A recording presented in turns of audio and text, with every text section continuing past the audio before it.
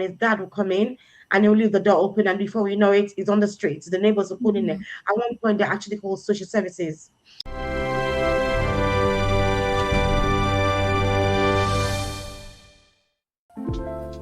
What is it really like raising an autistic child? Beyond the diagnosis, therapy sessions, and school meetings, there's a story that many people never get to hear. So hello guys, welcome back to my YouTube channel. My name is Ruth and this is Raising Kids in Real Time Unfiltered. Today on Raising Kids in Real Time, we're sitting down with a mom who is living this journey every single day. So she'll be sharing her experience navigating her child's autism diagnosis, working with schools to get the right support and overcoming challenges, and also celebrating the milestones that matters the most. So whether you're a parent, educator, caregiver, or just simply want to understand autism better, this conversation is one that you won't want to miss. So my guest today is Vicky. Vicky is a friend I've known for over 10 years. So Vicky will be sharing her journey and her experience navigating her child's autism diagnosis today. Hello Vicky, please could you introduce yourself?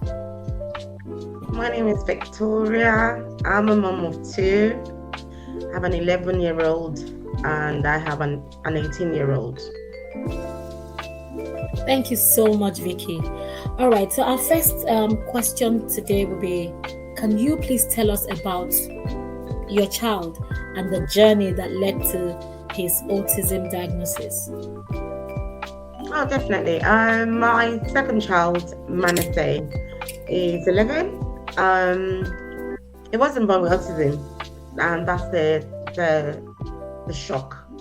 Why he came, it was obvious when he didn't meet his 2 years milestone, when the nurse visited and then checked him out and for 2 years routine, and she noticed that he wasn't keeping eye contact, he wasn't just doing what he was told to do, and she raised it. I think, but prior to that, I had noticed that he became restless in the house.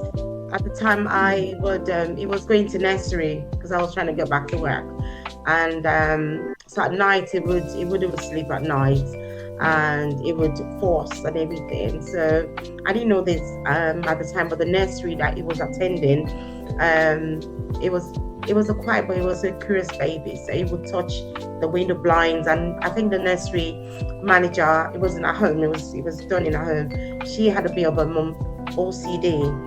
So she would kind of prevent him from touching things, and she would make him sleep. So he was sleeping for long hours whilst he was at nursery, and I didn't realize that. So when he gets home, he was finding it difficult to fall asleep. And obviously his sleep was affected, and he was getting very grumpy. I was getting grumpy because I needed to go to work the next day. So yeah. And so I didn't understand that why this was happening. Obviously, he had slowed down miles back, and I didn't realize that he had stopped talking, because he was talking till like he was 18, 20 months.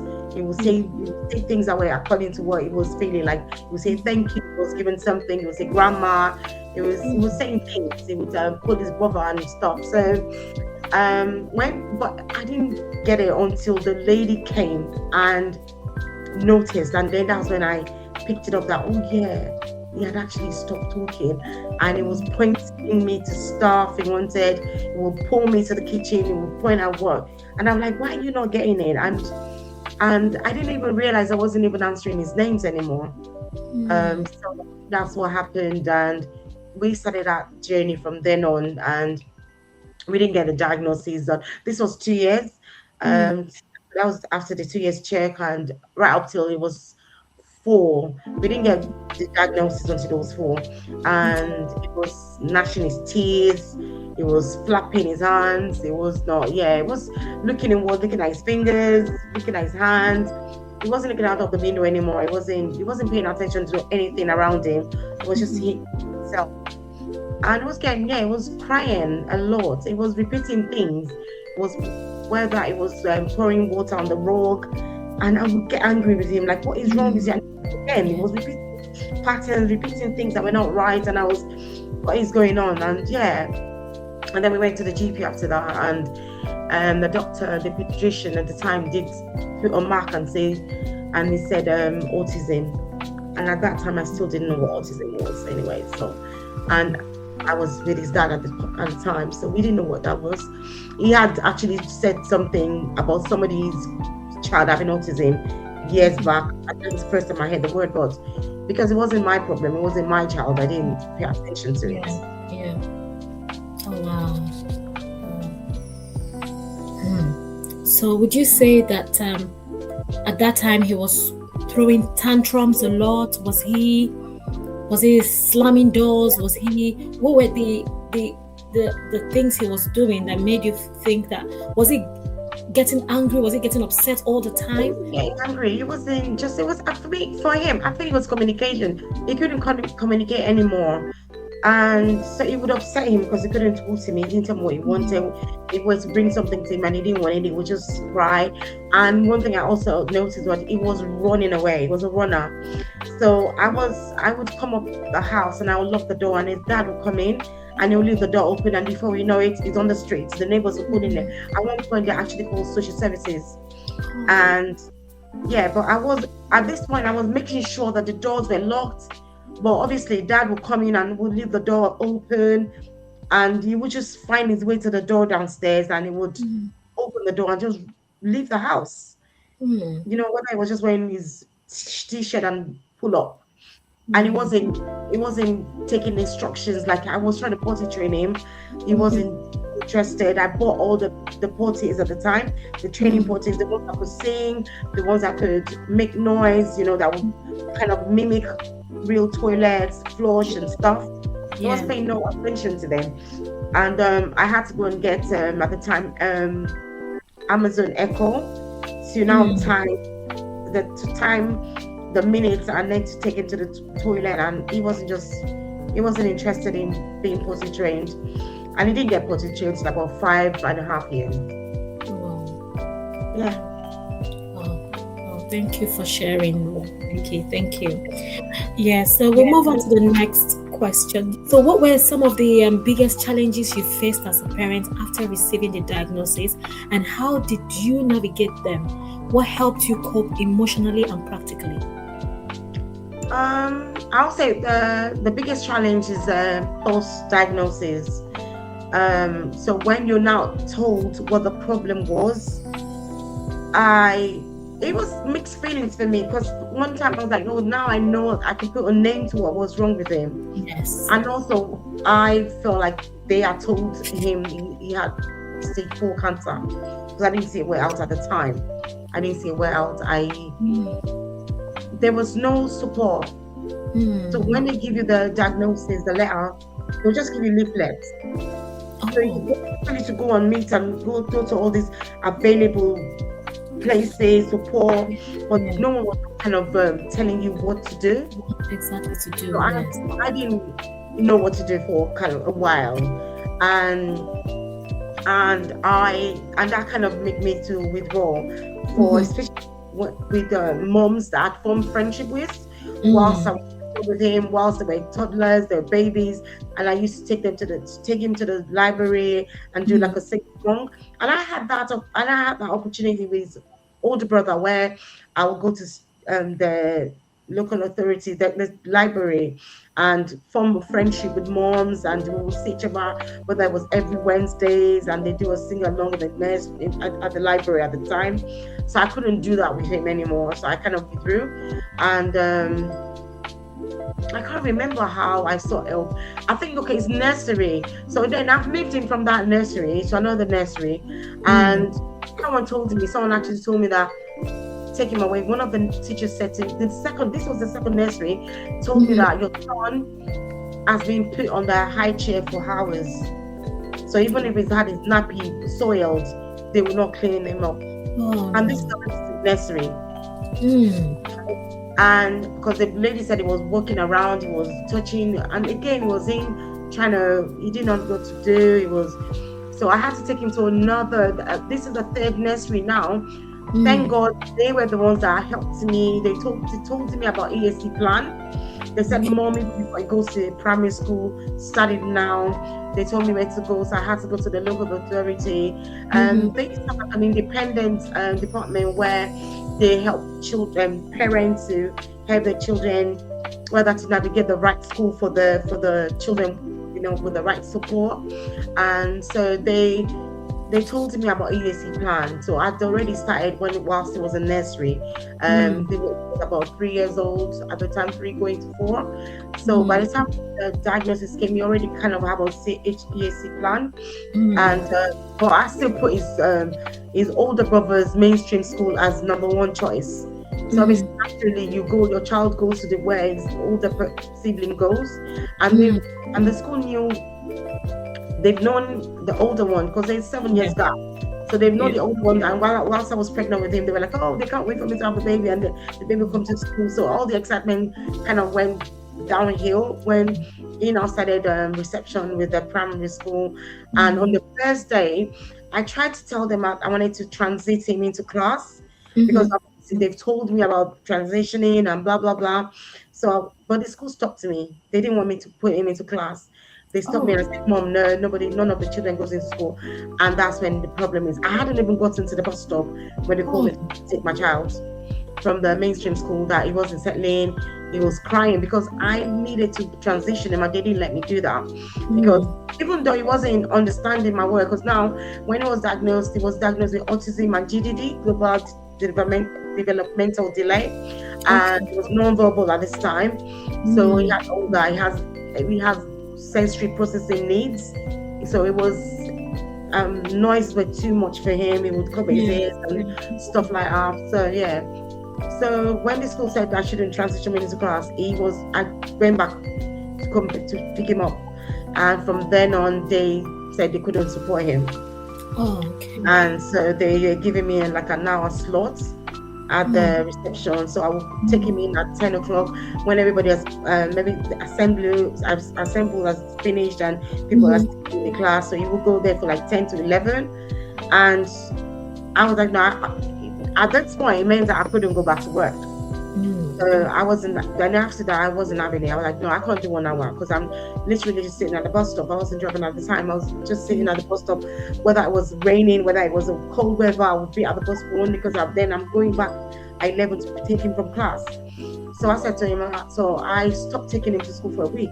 And they called me and said, yeah. And I said, yeah, because I can't have 1 hour. So they extended that to 2 hours. And in Mm-hmm. 2 hours, I would just go sit around friends that lived nearby. And then a teacher called me and said they can't find school for him. And she just thinks that he should go to a special school. And the African in me with his dad, we are like, hell no, he's not so bad. The label, they're just trying to label him. He's Yeah. fine. Yeah. We're fighting the school. And then when he said we should go to the school that he's in now, the primary school, Shanestone, we went there with a kind of a closed view. So Mm. while they're taking us through the schools and showing us all the centers, the classrooms, they're gonna have 10 pupils in a class, 6 teachers. Then he's gonna have one-to-one. Da da da da. This is a sensory room. We're not having it.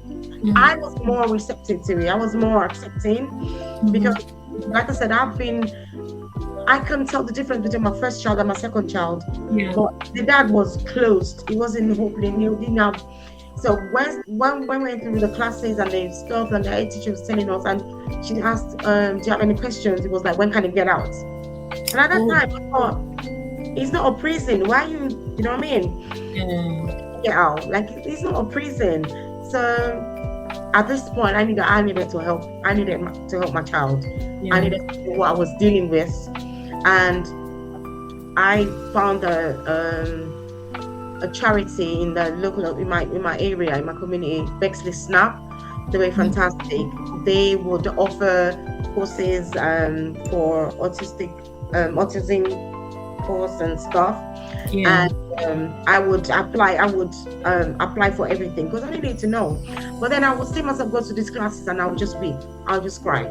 I would just cry because I had no support. Not even the person I'm training my child with at this Yeah. point had it was living in self-denial. So I needed to get out of it. I did leave for a couple of weeks, months, but I needed to get out of that. I needed to snap out of that and say, okay, this is what I'm dealing with. I need to know how to help my child at this point. I Yeah. need to be beyond myself because a teacher said to me, Mom, you're not going to help yourself if you keep doing this.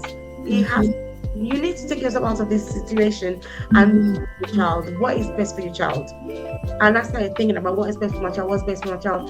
And yeah, so that's why we started the journey to special schools and yeah.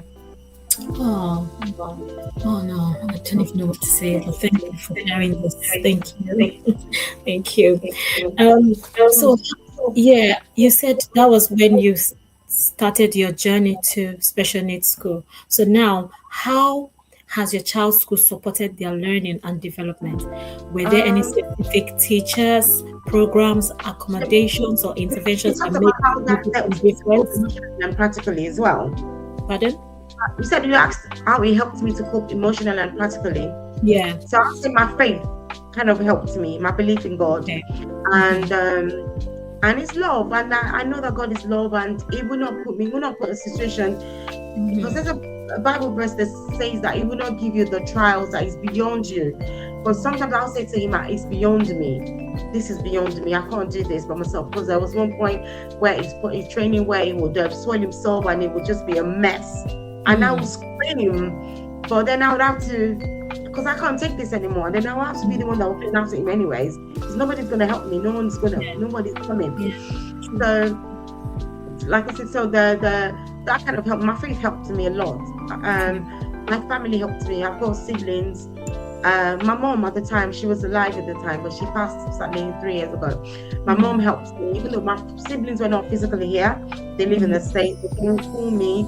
And even sometimes I wouldn't take calls because I was going through a dark hole at the time. But like I said, I needed to get out of it. I needed to snap out of it. I needed to be there for my son. Yeah. So from Bexley Snap, they put me on a support group with parents. So Bexley Snap I started seeing people that were. I started seeing children that resembled my child. So when I was talking about him gnashing his teeth, I started seeing people doing the same, making that noise and flapping them. So I said, oh, so we're not alone. I mean, I started feeling like, oh, there are other people like him. Yeah. There are other people like my family. And that kind of helped me a lot. That helped. And because some of them were older than him, they were telling me what to do. They were like, do this, do that. As you got a plan, as you got this, as you got that. And yeah, I think that helped me as well. That helped me, my family, my faith, and other moms and dads. The support group as well helped me. And with the courses as well, I knew what to do. I knew how to maybe help to communicate with him because obviously he's non-verbal. Yeah. And also, when I started doing my researches, I found out that it was a gut things of gluten. Is a toxin that they're trying to get out of their system. Like I said, it was very picky. It wasn't eating. I didn't have a lot of choices. So I'll cook one meal. I'll make one meal for the older child, and I'll make another one for him. It was limited. At one point, we're doing just sausage from a store, Ocado, and I would just buy it. And it was expensive because it was organic. I was dairy free and gluten free, and it would just eat that and nothing else. It was not any other food, or maybe my Happy Meal. It was just those were his food. But after I started taking multivitamins, giving him multivitamins, Supreme supplements. Yeah. I noticed that after the second tub, he started looking out, like and looking up, lifting his head, looking out of the window. So whether we're in the car, we're driving, he would look Mm. out the window, start seeing trees. So he would say trees. I said, look, trees. And he would just look. And he was looking outside the world, he was looking outside of himself. He Oh, started answering his name. okay. So the minutes were getting better with Mm. that. So number three, and the supplement was you mix it in water, but then he would notice the taste of his water has changed, or I put Mm. in the food and he will stop eating that food. So then the problem was now like, how am I going to get it into his tummy? Yeah. You know, because he was limited at to start with, and then now he's now recognizing I'm putting things in his food, and he's not tasting like he would usually taste, and he's stopping to eat them and all that. So yeah, I and also I started um the diet helped. The diet Mhm. helped. The gluten-free diet helped, and dairy-free kind of helped as well. And then once we got to primary school, I told the teacher the reception, because it was a year one now. By the time we moved to the special school, I told his nursery teacher, I'll never forget Sammy, and I said to her that he's not potty trained, and I need to potty train him. And she was like, Mm. Mom, just bring cotton pants for him next week. And what I had tried to do, she It's told like me to what? what? Cotton pants, Oh, okay. underwears for him. So he wasn't put up, I'll put nappies in his bag. So she was like, just bring cotton pants for him, he'll be fine. And in 1 week, he was potty trained. I don't know what they did and how they did it, but till today he's dry. And I mean, during the days and stuff, I'm like, I don't know how they did it, but he was potty trained, and it was the school that helped me to do that. Well, that's So yeah. nice. That's nice. That's nice. Uh, Thank you, Vicky. What have you learned about your child that has changed the way you parents communicate and advocate for them? Can you just share your breakthroughs, your lessons that have shaped your family's journey? I think I've learned patience. I've learned loads and loads of patience. I've learned empathy, kindness, compassion, grace. If I thought I was I was a kind person in the past, well, with my child now, I'm kinder. Do you know what I mean? And I give people grace as well. Because with my first child, it was quick to do stuff. Started talking at 10 months, started walking. Shortly after that, it was a walk in the park. And with the second one, struggling with so many things. And before I had my second one, I would see children on the bus, on the train, and I'm like, oh, they're just naughty children. Why can't the mom shut them up? Why can't the parents? Yes. Didn't understand that there's nothing you can do with children with needs. And there's no look to needs. There's no look to disability. Some disabled people do not have a look. There's no look to it. And that's why they're called leading disability. My son doesn't have a look. If you were seeing him not saying anything with his headphones, you think he's probably listening to music. You won't know that it's a special needs child, you know? So that's made me change the way I view other people. It's made me pay attention to other people, to be more observant. So I see children with needs, and I know straight on that that child has needs. Do you know what I mean? Also, it's helped me to help other parents as well. I mean, there have been times I've gone to the council, to my local authority, and I've seen a mom. We became friends after we struggling now to speak English, because she came from Italy and she didn't know what to do, and she was trying to talk to them, and they were speaking English. So she was, and then she even though she was Italian, she's Nigerian as well. So I did ask if I could help her to interpret, and then I did that. In the past, I would have minded my business. Do you know what I mean? I did go to volunteer for Citizens Advice, and I've helped people to fill their disability form application, their form for parents. I've volunteered with my friend who is fantastic. She's got an 18-year-old autistic child, non-verbal, and she's and that's kind of given her a purpose. She's opened like a center for children with disabilities, and so I would go to her and then volunteer. And that's just to see, because before now, kids like my children cannot access a play center There'll be Yeah. places that you go to that they will call you and tell you that the parents are complaining and that your children are stepping on their food. They're not understanding their children are because they don't know how to take turns, they don't know how to wait in line. So they're pushing other children and their parents are complaining. And they will ask you to come and take your child. And your child will not be able to have access to that center. And you can't be home with them because they want to go out, they want to go into, and these days is their rights to do these things. But you Mm. can't. Found how I'm I'm not aggressive, but I'm Mm-hmm. very assertive. When someone is Mm-hmm. horrible to my child, I'll say he can't speak. The Of course, children that want to speak to my child, I'll say, I'm sorry, he doesn't really have social skills. of He's course. he's not answering because he can't speak. Mm. He can't Yeah. answer verbal. I've seen parents give us a look. I don't look at people's looks anymore. When Mm. my friends have a meltdown, the only thing I care about is my child. If I need to sit down on the aisle on the supermarket, I will sit down on the floor with him Mm. Yeah. to help him calm down.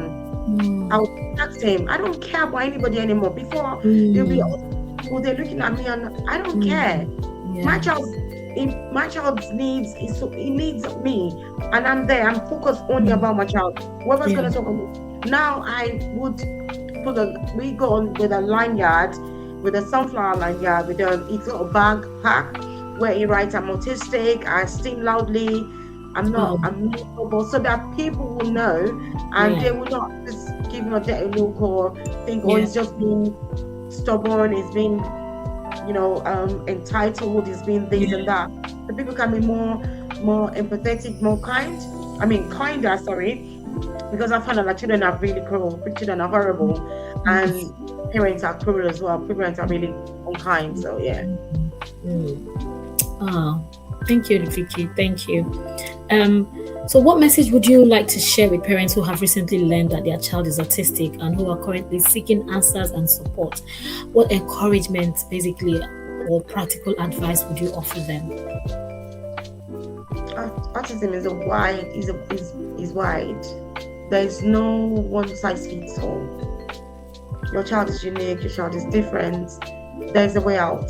There's a way out. Um, there's light at the end of the tunnel.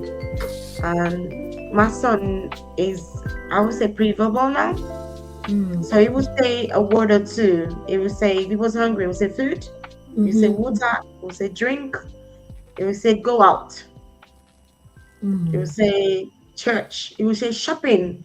I Mm. think the only three words he knows is shopping with Mm. mommy. He loves shopping with me. He Mm. would say shopping with mommy, you Oh. know? And he'll pick out things. I'll say, okay, what are we getting now? We're getting bread. And then he'll go, he knows where to go. And then when he's cheeky, my son has, oh, my son is his own person. He knows what he wants. Mm. He's, he's kind. He's very attentive. If I was to Mm. choose my hairstyle, he would know right on. He would, they're very clever. He's very clever. He might not do it the right way or the way everybody would do it, Yeah. but he will do it in his own way and he'll get there. It's just the thing is Yeah. getting to the gates. Mm. It might be another turn, it might be, but just getting there. He meets his milestones and then every annual review, he's meeting them and they're setting new targets for him. And I'm super proud of him. So I'm saying that be kind to your child, be kind to yourself, take care of yourself. Take care of yourself Yeah. and find support. You might not get support with your partner. My Yeah. son's got out in April 2019, a few months Mm. after this diagnosis, and that's okay. Mm. So you might not get support from your partner, you might not get support from your husband, Yeah. you might not get support from your family members, but look for people that are similar to you, or even people that don't have special needs kids, but they're kind people. I've got Mm. friends that don't have special needs, but children, but they're my Yeah. friends. Yeah. You're my friend. You don't have special needs child. Yeah, there will be people. Look for people. There will be somebody. Find support. Don't do it alone. Mhm. And no, you know your child more than everybody else. If you don't think Mhm. the school is missing the support, talk to them. Talk to the school. Let them know. We're blessed with with the school my son is going, and he's in secondary school now. But the same school, luckily they've got a secondary school, so he's just gone on there, and he's gonna be Mhm. there with them for another 19. I mean, till he's 19, and I'm Mm. happy that he's Yeah, gonna be there. They're fantastic staff. There's fantastic people. that's But if good. your school is not, if your son's school is not doing that, your child's school is not doing that for them, look for another school. Yeah. But talk to them first. Mm-hmm. Talk to them first. Find a social worker, because Mm-hmm. I didn't know that we needed to do that. Mm. Okay. It got worse during the pandemic, during the COVID, because he Mm. wasn't coming out of the house. We were locked Yeah. in, Yeah. and by the time school started, he Yeah. couldn't cope. So I then had to go look for support from my local authority, and then Mm-hmm. Mm-hmm. I find a social worker. So it Mm. goes for respite now, and yeah, I had needed that support, and we got the support. So just keep pushing, keep pushing. You know your child more than anybody else. So Mm-hmm. Mm-hmm. Mm-hmm. Thank you so much, Vicky. Thank you. Thank you. Thank you. Thank you. Thank you. Thank you. And thank you to everyone watching. Thank you for joining us on Raising Kids in Real Time today. If this conversation has inspired you, and has helped you, or has taught you something new, please don't forget to like, don't forget to share, and don't forget to subscribe, so that we can continue to bring you real stories and real conversations about parenting. Thank you so much again, Vicky. Thank you so much for sharing. And it's not easy coming to share this to the whole world, but thank you for doing that. Thank you. We appreciate you a lot. All right. I'll see you next time, everyone. I'll see you in my next video. Thanks for joining us again. See you then. Bye. Take care. Bye bye.